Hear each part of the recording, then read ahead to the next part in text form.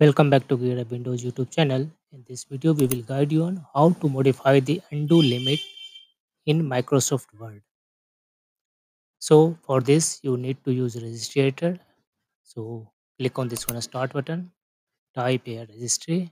Once registry edited app appears, click on this one entry to open it. Then copy and paste this one path. You can find this one in this video description.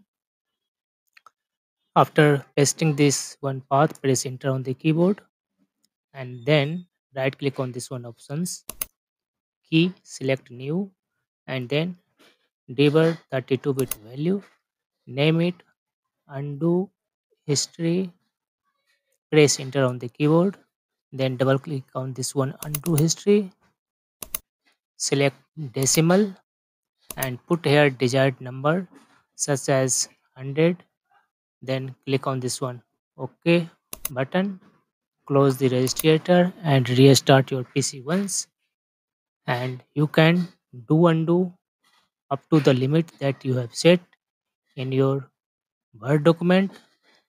That's all about this video.